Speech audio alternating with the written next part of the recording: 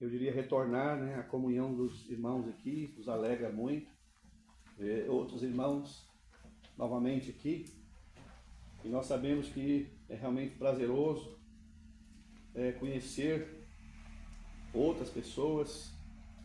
Então, que a boa mão do nosso Deus continue preservando os irmãos. A igreja em Maringá, ela tem orado pelos irmãos aqui. Nós acompanhamos os irmãos nesse exercício de oração e sempre lembramos dos irmãos aqui. Esses dias estivemos ocupados com as orações feitas em favor do irmão Valdir, esse que foi operado agora. E os irmãos continuam orando para a recuperação dele, pela salvação dele. Como também lembramos sempre do irmão Beni, as orações ali. Muito bem. Nós vamos olhar para um pequeno livro chamado Efésios. Efésios. É uma carta de Paulo. Efésios, capítulo 4. Vou esperar que vocês encontrem. A carta aos Efésios foi escrita da prisão. Paulo está preso. Paulo trabalhou na cidade de Éfeso pregando o evangelho. E ali quis o Senhor Deus plantar uma igreja. Quando a gente fala plantar uma igreja, não é levantar um prédio. Não é construir algo de caráter material. Uma igreja é feita por pessoas. O Senhor chama de pedras vivas. Um organismo vivo. Então, uma igreja, quando nós falamos em igreja, nós não pensamos em um prédio. Nós pensamos em pessoas. E naquela cidade, Paulo pregou o evangelho e muitas pessoas se converteram ao Senhor Jesus. Judeus e gentios. E, segundo a história, Deus plantou ali uma igreja fortalecida. Uma igreja que trouxe muita alegria para o coração do Senhor. A característica dessa igreja de Éfeso, eles amavam uns aos outros verdadeiramente. Amavam com o amor de Deus. Amavam ao Senhor e amavam os irmãos. Paulo vai dizer deles que ele ouviu acerca do amor deles uns para com os outros. Irmãos, só esse testemunho pode impactar esse mundo aí fora. Esse mundo está cheio de ouvir teoria e ouvir contos de religiosidade. Esse mundo só será impactado se nós verdadeiramente estivermos dispostos a viver verdadeiramente o cristianismo, como a Bíblia ensina. Nós vamos olhar o texto essa noite, capítulo 4 da carta que Paulo escreve aos Efésios, e nós vamos ler a partir do verso 17. O apóstolo Paulo, ele segue, se a gente pode dizer, uma linha de raciocínio. Primeiro ele dá a doutrina é fundamento, é alicerce, é a base. Capítulo 1, capítulo 2, capítulo 3, doutrina.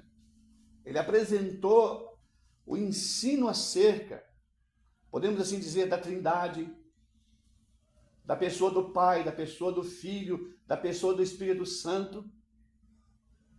Vou lembrar os irmãos, ele vai falar acerca do Espírito Santo, ele vai dizer, em quem vocês estão, verso 13 do capítulo 1. Depois que vocês ouviram o evangelho da verdade, tendo nele crido, vocês foram selados com o Espírito Santo da promessa. Qual é o penhor, a garantia, a possessão adquirida? Vocês agora são meus. Essa é a ideia. Há um pertencimento. Agora pertencemos a Ele por compra. Ele nos comprou. Pertencemos a Ele. Então ali, se você olhar no capítulo 1, Paulo vai falar de uma obra planejada por Deus. Paulo chama beneplácito. A palavra beneplácito é o bom prazer de Deus. Deus teve um bom prazer. Olhar para esse mundo de trevas, de pecado, de tanta miséria, e planejar a obra da redenção. A obra da redenção. ela foi planejada lá na eternidade. E cada uma das três pessoas da Trindade, a pessoa do Pai, o planejar, a pessoa do Filho, a execução, vir ao mundo. Você vai encontrar novamente, se foi o bom prazer do Pai, lá no capítulo 1 vai dizer, e foi também o seu bom prazer realizar a obra do Senhor Jesus. Alegria. Ele sentiu prazer na realização da obra. Agora o Espírito Santo, ele aplica a obra no coração, no nosso coração. Ele aplica. Só podemos ser salvos por meio dessa obra realizada pelo Espírito Santo. Ele aplica essa obra nos convencendo do juízo, da justiça e do pecado. Então, é para essas pessoas que Paulo está escrevendo. Então, primeiro a doutrina, porque a palavra Trindade não aparece. Você não vai encontrar a palavra Trindade, mas você vai ver as três pessoas divinas unidas na salvação e também nos dando capacidade para servir a Ele, dando-nos dons espirituais. Mas nessa noite, o meu desejo do meu coração, a partir do verso 17, falar com os irmãos, a vida cristã não é um estilo de vida, mas é uma nova vida. A vida cristã não é um estilo de vida. Nós estamos olhando aí. Nós estamos olhando no mundo religioso como que impregnando um novo estilo de vida. E não é isso. A vida cristã é uma nova vida. Nós vamos pensar nisso. Há tempos atrás, há um mercado próximo da nossa casa, e esse mercado já foi vendido mais de uma vez. E chegando naquele mercado ali um dia de manhã para comprar alguma coisa, os atendentes estavam usando uma camiseta, e na camiseta estava dizendo, sob nova direção. Sob nova direção. Que ideia impressionante. Deveria estar estampado na nossa mente como salvos. Uma vez salvos, sobre nova direção. O Senhor nos tirou do império das trevas. Ele nos levou para o reino do Filho do seu amor. Tirou-nos do império. Não pertencemos mais ao sistema do mundo. Vamos pensar nisso. Então vamos ler a partir do verso 17, a palavra de Deus. E digo isto e testifico no Senhor, para que não andeis mais como andam também os outros gentios, na vaidade da sua mente, entenebrecidos do entendimento, separados da vida de Deus, pela ignorância que há neles, pela dureza do seu coração, os quais, havendo perdido todo sentimento, se entregaram à dissolução, para com avidez cometerem toda sorte de impureza. Mas vós não aprendestes assim a Cristo, se é que o tendes ouvido, e nele fostes ensinado, como está a verdade em Jesus. E quanto ao trato passado, que vos despojeis do velho homem que se corrompe pelas concupiscências do engano, e vos renoveis no espírito da vossa mente, e vos revistais do novo homem, que segundo Deus é criado em verdadeira justiça e santidade. Nós vamos ficar com essa primeira parte pensando que a vida cristã é uma nova vida e não um estilo de vida. Quando nós pensamos em estilo de vida, nós vemos nitidamente na sociedade que nós vivemos, nós vemos que há aqueles que ditam o estilo de vida, especialmente os meios de comunicação, especialmente, me permite dizer, os artistas, vamos assim dizer, na verdade, os educadores. E nós vimos, então, as pessoas seguindo. É muito comum você, embora eu não tenha, mas eu sei que as pessoas falam isso, eu não tenho. Eu uso o WhatsApp, mas eu não tenho, como é que eu vou dizer, o Facebook, Instagram, eu não tenho. Mas eu ouço as pessoas dizer, eu tenho tantos seguidores. E as pessoas precisam de ter alguém para seguir o estilo de vida. E nós estamos olhando, irmãos, um mundo desequilibrado. Um mundo totalmente perdido, cambaleando. Porque estão seguindo pessoas que não podem ajudá-las. E nós estamos olhando que mesmo vivendo esse estilo de vida extravagante, estão vazias, ocas. Então nós vamos pensar nisso. Paulo está escrevendo para aqueles irmãos. Lembra que gentios aqui, versículo 17, ele fala os outros gentios. Porque ele está falando com gentios. Gentios são todos aqueles que não são judeus. Todos nós que não, todo ser que não é judeu, que não nasceu judeu, é gentio. Nós somos gentios.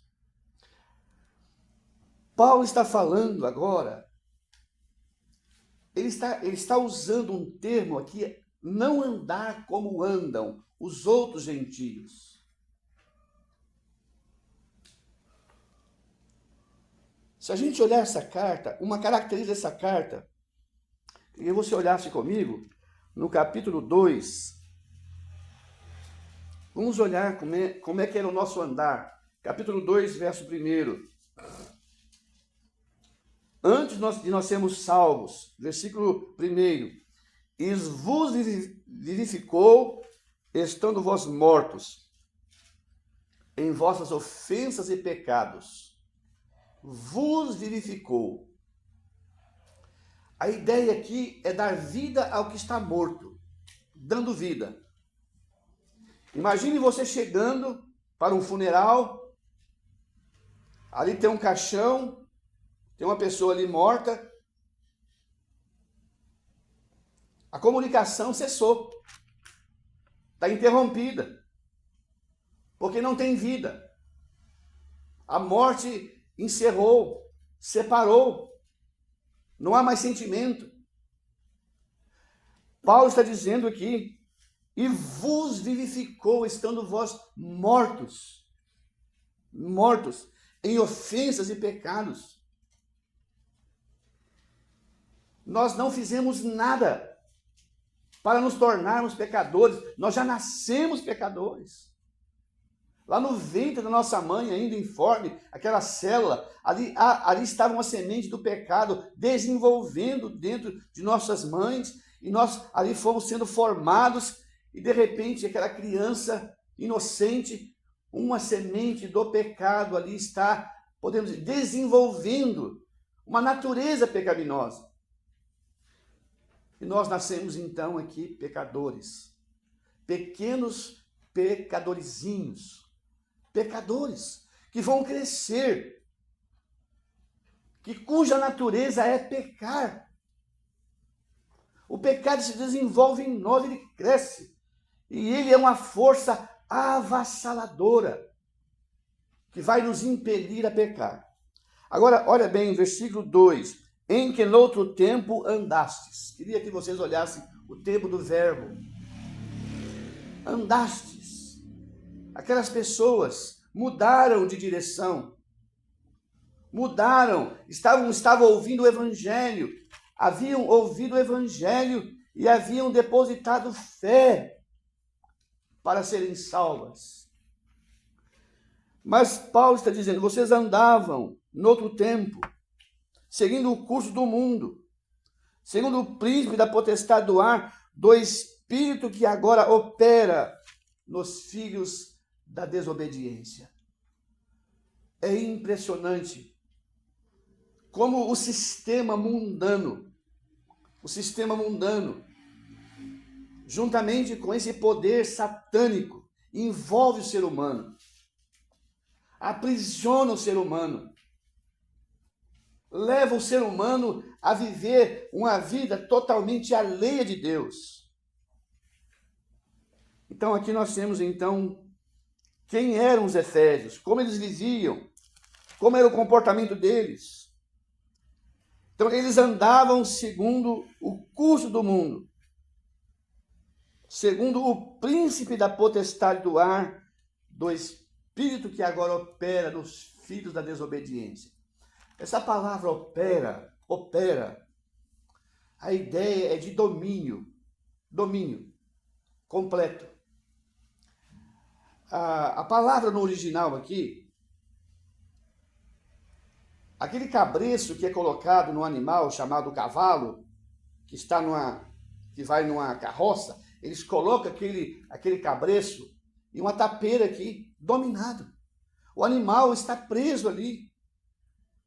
Ele obedece, porque ele causa muitas dores. Paulo quer dizer, o homem está dominado. Mas esse homem está dominado por prazeres. Satanás sabe como dominar o homem, como dominar um jovem, como dominar todas as classes de pessoas, ele sabe. Ele é o príncipe da potestade do ar. E ele diz aqui, do espírito que agora opera, domina os filhos da desobediência. Irmãos, se nós sairmos por Piracicaba agora, andarmos pela cidade, nós vamos ver muitos crimes. Nós vamos encontrar muitas biqueiras. Nós vamos encontrar muitos bares. Nós vamos encontrar muitos prostíbulos. Esses lugares estão cheios. Se nós formos também agora mesmo no Instituto Médico Legal, nós vamos ver muitos caixões chegando ali.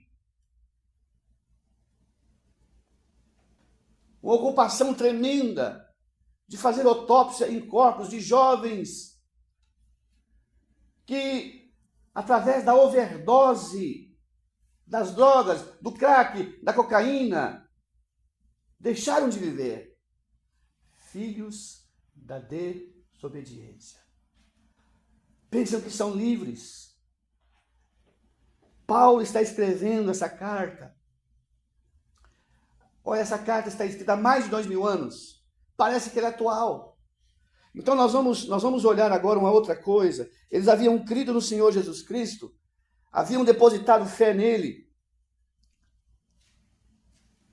Aí olha o verso 10, nós vamos pular um pouquinho, depois vamos voltar, talvez nesse texto em outro dia. Versículo 10, porque somos feitura sua.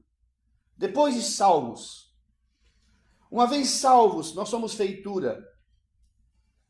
A ideia de feitura aqui é trazer a identidade, a aparência. Somos filhos gerados dele, por ele, para ele. Mas a palavra feitura aqui é poema.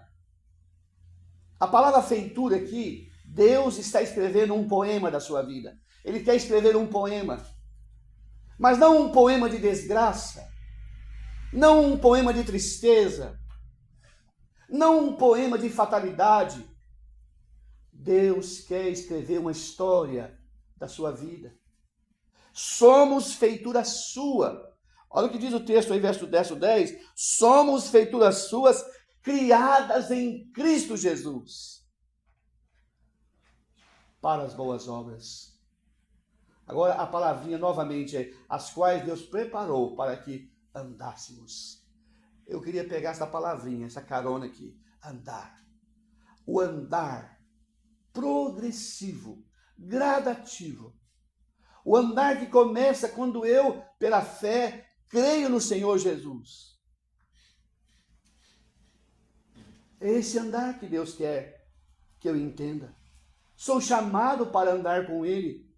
Andar em novidade de vida. A vida cristã não é um estilo de vida, é uma nova vida. Deus está nos chamando para uma nova vida. Não somos salvos por obras de justiça. Ele já falou aqui no verso 8, verso 9, que houvéssemos praticado por nós mesmos, nós somos salvos pela graça. Favor imerecível. Não merecemos nada de Deus, mas Deus age através do seu Espírito, me convence do meu pecado, do meu juízo, da sua justiça, e me mostra que é possível receber perdão pela morte do Senhor Jesus Cristo da cruz do Calvário. Então agora Paulo falou assim: vocês são verdadeiros poemas. Irmãos, a nossa vida progressa. Se fôssemos contar quantas coisas feias, como Deus pode escrever algo bonito acerca de alguém. Eu fico pensando daquele ladrão que morreu ao lado do Senhor Jesus, que nada fez, nada merecia. O Senhor falou: hoje estarás comigo no paraíso. Nós estamos olhando e vendo o Senhor escrevendo verdadeiros poemas acerca de pessoas que Ele salva. Então, para a gente entrar no contexto aqui, de verso 17, e digo isso e testifico. Essa palavra testificar é testemunhar. É alguém sendo chamado num tribunal para testemunhar algo sério. Alguém coloca a mão sobre a Bíblia, juro dizer a verdade, somente a verdade. Testificar. Não pode faltar com a verdade. Paulo está dizendo, e digo isto, e testifico no Senhor, para que não andeis mais como andam também os outros gentios. Irmãos, nos causa espanto, nos causa horror. Nós estamos olhando um estilo de vida vivida, me permita dizer, pelo chamado mundo evangélico, que tem sido um verdadeiro desastre, um escândalo. Paulo está dizendo: vocês não vão andar como andam os outros gentios, entenebrecidos. Primeiramente ele vai falar, antes de falar entenebrecidos, na vaidade da sua mente. Irmãos, nós estamos olhando esse mundo ditando estilo de vida. Olhamos e vemos tantos seguidores. As pessoas imitam os seus seguidores. Os seus seguidores imitam aqueles a quem eles estão seguindo. Primeiramente, tentam falar igual, vestir igual, ser semelhante. É interessante. Nós estamos olhando naqueles dias ali em Corinto, ou melhor, em Éfeso. É assustador.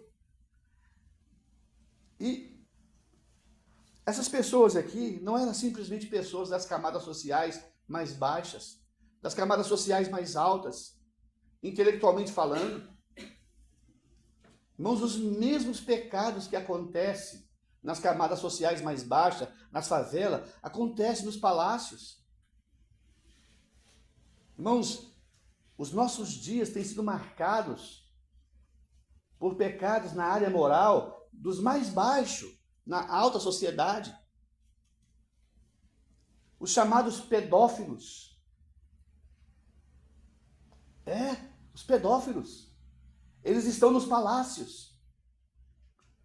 São homens, podemos dizer, de alto nível intelectual, médicos, doutores, de toda a natureza. Ele está falando aqui exatamente da mente, a mente totalmente depravada, dominada. Irmãos, esse mundo está dominado por um poder sobrenatural das trevas. Então ele fala da vaidade da sua mente. Agora, a outra palavra, entenebrecidos. Entenebrecidos. A palavra entenebrecido aqui, irmãos, é totalmente obscurecidos. Aqui em São Paulo é costume você ver, pelas manhãs, onde eu morei em São Paulo, havia uma neblina. A neblina, quando ela abaixa, pelo menos na estrada, ela tampa totalmente a visão do que está na frente. Está entenebrecido, impossibilitado de enxergar a verdadeira realidade. O pecado nos cega. O pecado cria essa resistência na nossa mente. Paulo está dizendo, entenebrecidos no entendimento. Não é porque a pessoa, intelectualmente, ele é doutor, ele é doutorado, mestrado, que ele entende a verdade sublime do Evangelho. Pessoas estão lendo, até leem a Bíblia, mas sem uma compreensão. Olha o que o apóstolo Paulo, na carta aos Coríntios, capítulo 2, 1 Coríntios 2,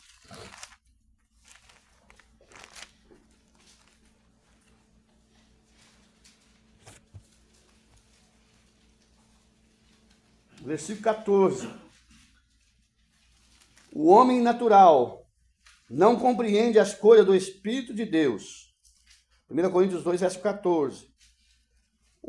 Ora, o homem natural não compreende as coisas do Espírito de Deus, porque lhe parecem loucura. Loucura. Como isso? É só crer. É só confiar. É só receber a Cristo como Salvador e está tudo resolvido. Aquele que crê tem a vida eterna. Quem está falando isso é Deus, não é homem.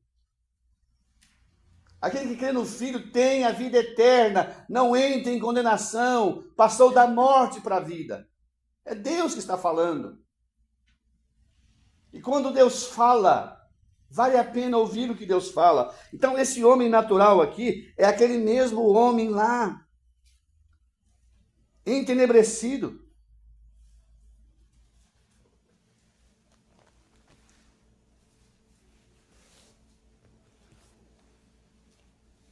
Dois amigos que moram na Inglaterra. Um certo amigo falou para o outro, hoje eu vou te mostrar a Escócia.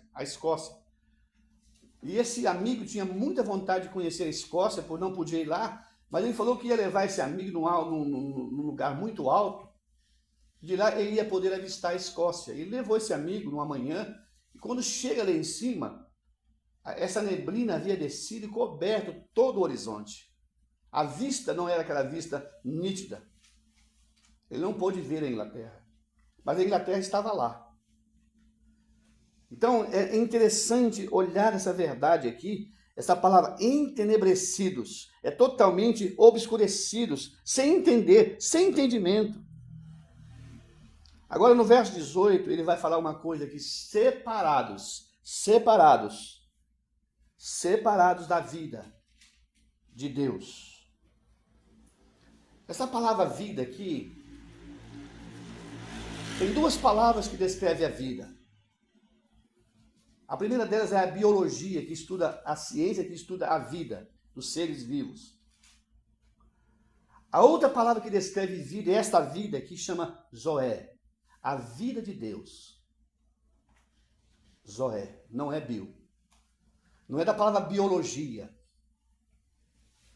A razão do homem não compreender essa verdade, o seu verdadeiro estado de pecado, de miséria, de depravação, é porque esse homem está separado de Deus. Não depende do seu conhecimento, dos seus estudos, dele ser doutor, dele ser em que posição ele está. É necessário essa intervenção da parte de Deus, separados da vida de Deus. Agora ele vai dizer mais uma vez, pela ignorância que há neles. Uma senhora estava distribuindo folhetos folhetos com o fim de evangelizar, indo de lugar em lugar. Ela está entregando folheto, ela entrou num escritório de advocacia. E ela chega ali, entrega um folheto para um advogado, e o advogado então olha para ela e fala para ela assim: a senhora acredita nesse Deus? A senhora acredita nesse Deus? Sim, doutor, eu creio nele. Creio sim. E esse doutor então falou: esse Deus conta piada. É, doutor, como assim?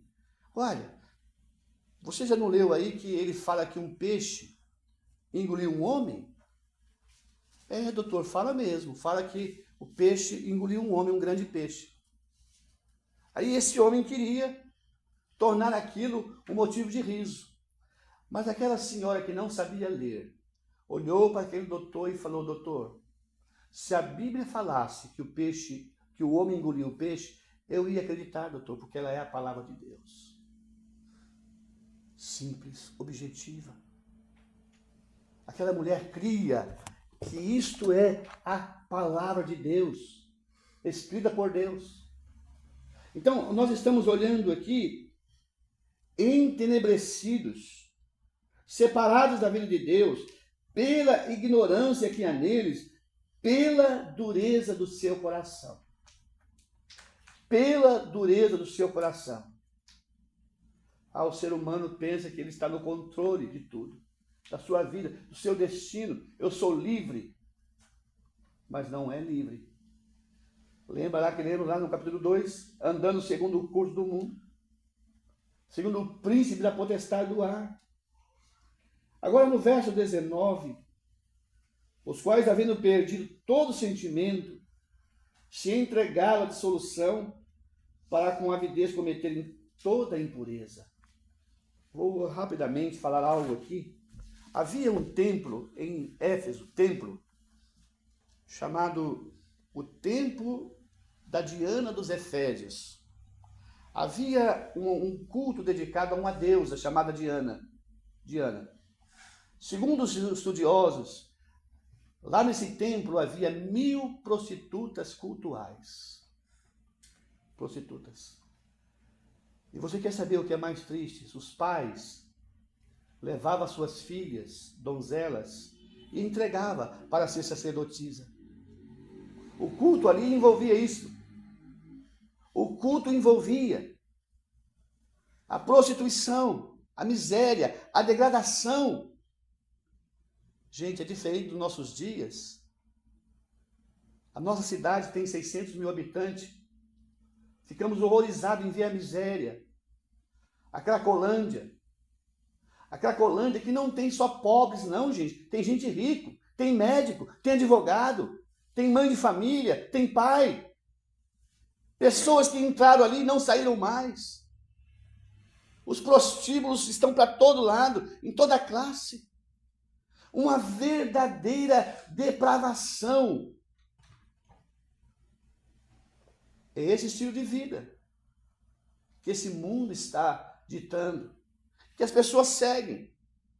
As pessoas acham que isso é viver a vida, é aproveitar a vida. O que mais nós ouvimos nesses dias, eles dizem que para com avidez cometerem toda sorte de impureza. Aproximadamente há 30 anos atrás, eu vou falar 30 se não for mais, a doença daquele período foi a AIDS. A AIDS. Eu queria com muito temor que você olhasse comigo em Romanos capítulo 1. Ele fala com avidez cometerem toda sorte de impureza. Olha como Deus é sábio. Deus não é pego de surpresa. Deus não é pego da última hora. Como que alguém dissesse assim: eu peguei Deus de surpresa. Não, Deus não vai ser pego de surpresa nunca. Capítulo 1 de Romanos.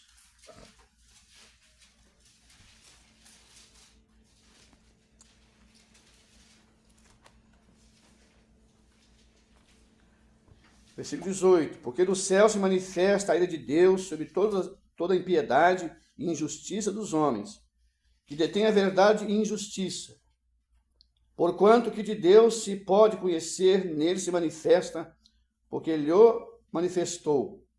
Porque as suas coisas invisíveis, desde a criação do mundo, tanto o seu eterno poder, com a sua divindade se entende e claramente se veem pelas coisas que estão criadas, para que eles fiquem inexcusáveis.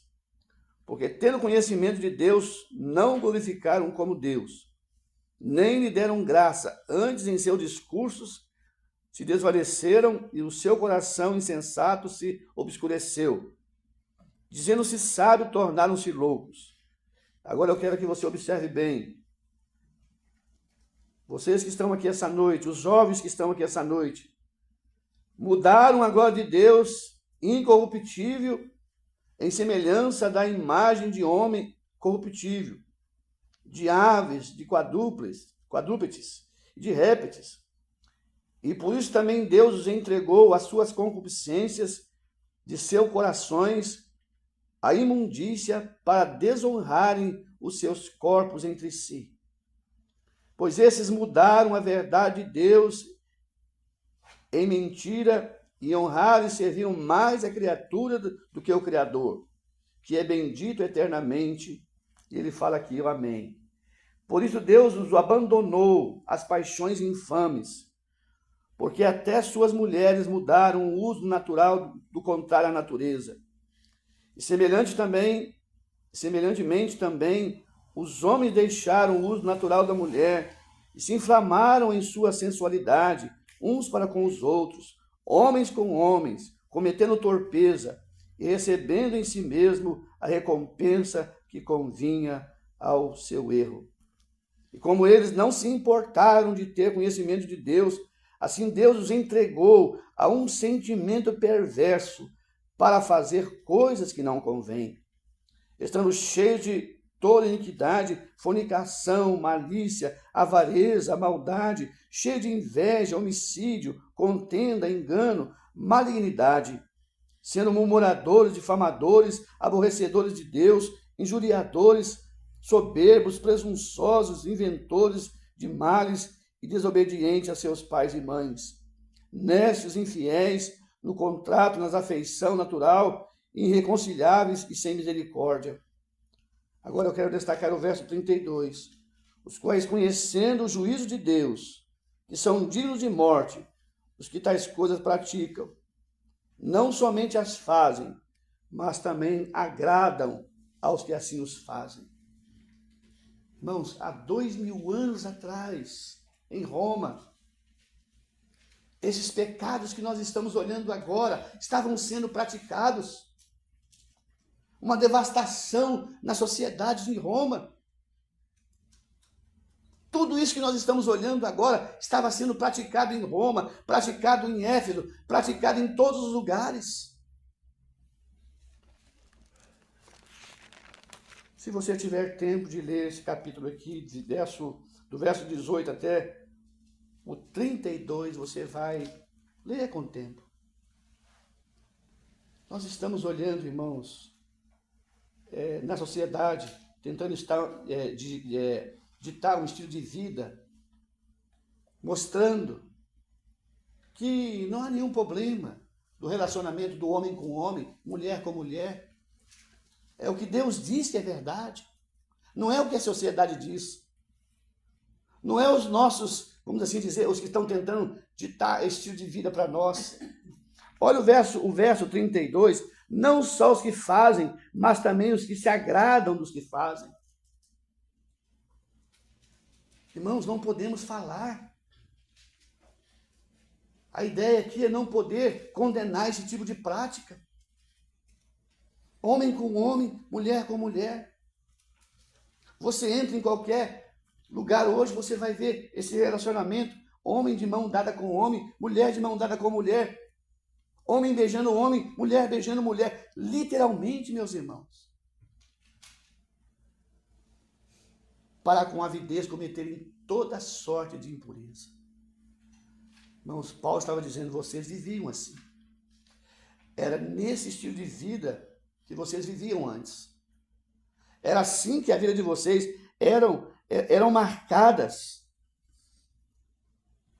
o sentimento que dominava vocês, vocês se entregaram à dissolução. Não ficamos horrorizados.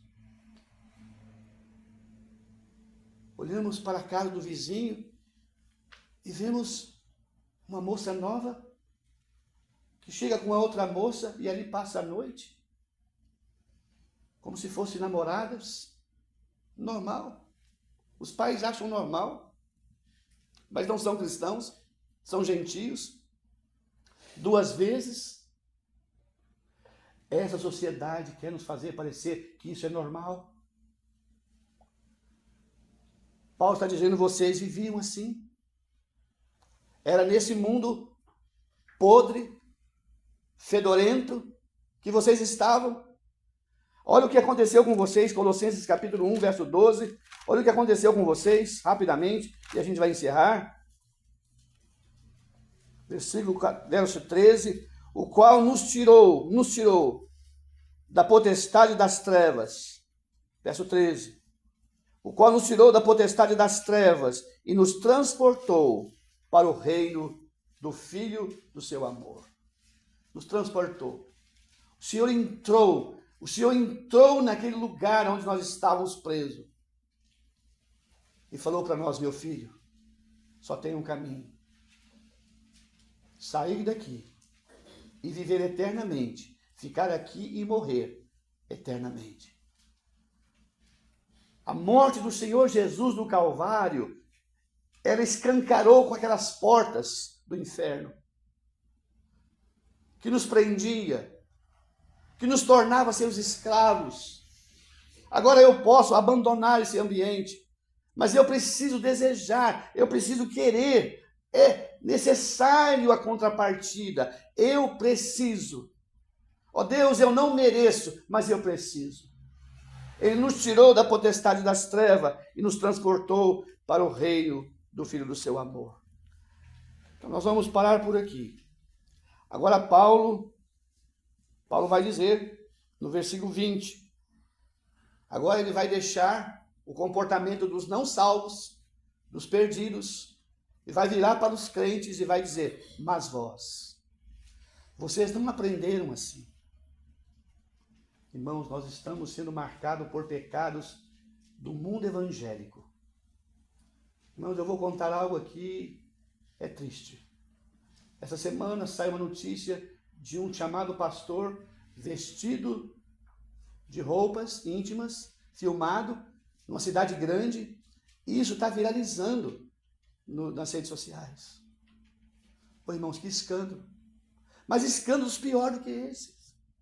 Nós estamos olhando pessoas que nós conhecemos, pessoas talvez do nosso ciclo social, que a gente conhece, vivendo, irmãos, tem esse nome de evangélico, mas vive como se não conhecesse a Deus. A vida cristã não é um estilo de vida, é uma vida nova. Vocês não aprenderam assim a Cristo. Agora Paulo está dizendo, mas vocês não aprenderam assim a Cristo. Se é que tendes ouvido e fostes ensinados com esta verdade, como é a verdade em Jesus. Que o nosso Deus, que Ele nos ajude a desejar, a renovar, vamos assim pensar, o despir do velho homem. Talvez nós tenhamos reservado alguma coisa do velho homem que nós ainda gostamos muito e acariciamos aquilo como se fosse algo que nós não podemos viver sem aquilo. Então Paulo está dizendo, olha, vocês não podem continuar vivendo como vivem os outros gentios. Não são os homens mundanos, não são as mulheres mundanas que devem ser, eu vou dizer assim, as pessoas com quem eu desejo viver igual. O meu padrão não é o artista de Hollywood. Não é as cantoras de Hollywood. O meu padrão é a palavra de Deus. Que Deus possa impregnar em nós a sua palavra. Nos tornar verdadeiros cristãos genuínos. algo que ele possa sentir, aspirar o cheiro. Irmãos, o Senhor falou para uma igreja nas cartas do Apocalipse: estou a ponto de vomitar vocês da minha boca, porque vocês não são morno e nem frio, ou vocês não são quente e nem frio, mas morno. Que o Senhor nos ajude. Amém.